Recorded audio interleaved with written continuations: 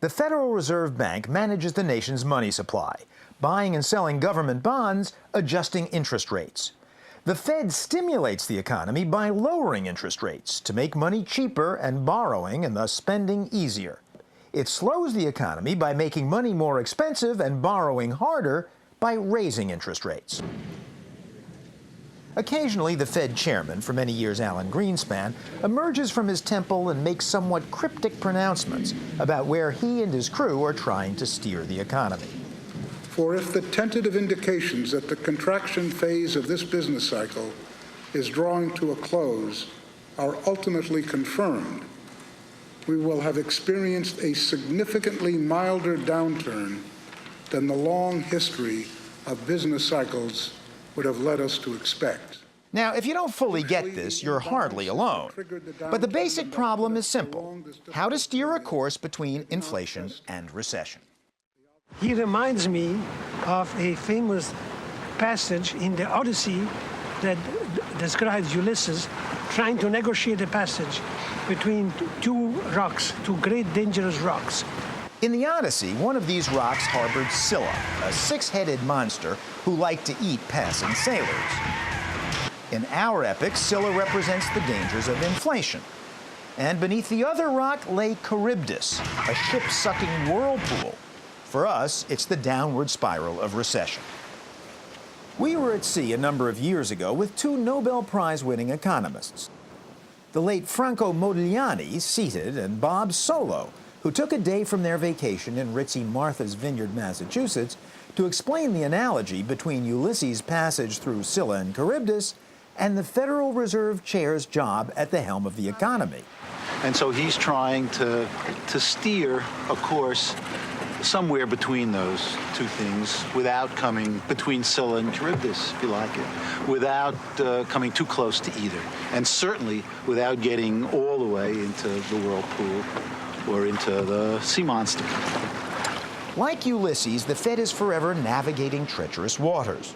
In recent decades, the greater fear has been Scylla, the monster of inflation, because inflation robs innocent victims of their wealth, threatens to devour them and the economy as a whole.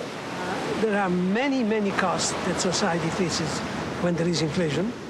When inflation was high, people like our local charter captain, for example, found that if they wanted to buy a boat, they would face the impossibly high interest payments that inflation brought. Those who wanted to buy a house on shore faced double-digit mortgage rates. And retirees on fixed pensions had to give up their dream of retiring to resorts like Martha's Vineyard. Inflation turned around their expectations, reduced the value of their income, and sent them home on the afternoon ferry. So there are really great costs, and the worst part is that once you get into inflation, to get out of it is very costly. If people take the view that inflation doesn't matter, then there is no end to inflation, because unless we make an effort, inflation does not stop by itself. But you see countries around the world, you read in the papers, 1,000% inflation in a year and so forth. Those countries still function, don't they? Oh, are they unhappy? You should be there, and you will hear how people waste their time in all kinds of operations which are due only to inflation. Spending quickly, investing, never having a penny in your pocket because it loses value. Does the country know that? Some years ago, Professor Jeffrey Sachs saw the misery of inflation firsthand in the South American country of Bolivia, several of whose politicians had taken a course with Sachs at Harvard. That's really a relief, because there was one pretty bad week 2 weeks back. When Sachs was hired, Bolivia was in turmoil, due largely to rampant inflation. Prices were doubling almost every month, and there were huge stacks of currency to make any transaction. The first thing I saw when I arrived in La Paz was an old man counting out 30,000 pesos to buy a piece of chewing gum. In the 1980s, Bolivia's annual inflation rate reached 50,000%, one of the highest in recorded history.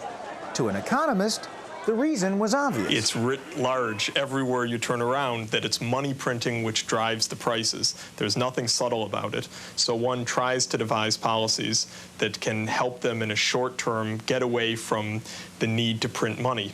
So first, Sachs stopped the currency presses. He then advised the government to curb its deficit spending on money-losing government-run tin mines, for example. But tight economic policies like these create their own problem.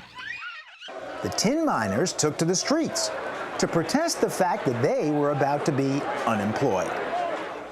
Back in the U.S., when the Federal Reserve fears that the Scylla of inflation is about to rear its ugly heads here, it comes about, clamps down on the money supply, and sets sail in the direction of a slower economy.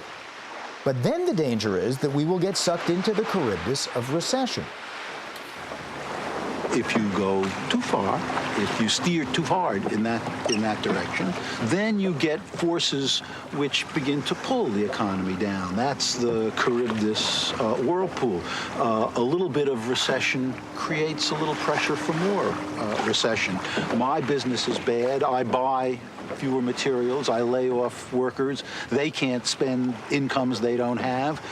My suppliers find that they're losing money, and that can accumulate too. In short, if a country's central bank, like the Fed, comes down too hard on inflation, it can slow the economy in ways that could make it hard to revive. That's what happened in Bolivia, which has barely grown at all in the years since Jeffrey Sachs helped whip inflation there. A similar pattern repeated itself in Indonesia, in Argentina, and, though less drastically, has throughout the history of the United States. And if you think inflation makes people unhappy, just look at unemployment. It's typical to have higher rates of stress-related diseases like cardiovascular problems, heart attacks, high blood pressure, ulcers, alcoholism, cirrhosis of the liver. All those have been shown in higher incidence among chronically unemployed, dislocated workers. A sailor tries to steer a middle course by keeping an eye on which way the wind is blowing, watching for dangerous cross currents, scanning the sky for storm clouds ahead. So too, the Fed chairman on his odyssey consults a variety of economic data and trends. The complex nature of the economy and the chance of false signals demand that we cast our net broadly, gathering information on prices, real activity, financial and foreign exchange markets, and related data. As our economists point out, even after years of low inflation, we ignore it at our peril. So too recession. You have to worry about both of them. The big mistake is to concentrate on only one thing. Of course, there are extreme times in the bottom of a deep recession. You don't worry about inflation. If you were all the way over on the Scylla side, you'd have eyes only for Charybdis and vice versa. It's when you're going down the middle that you have to keep looking one side or the other.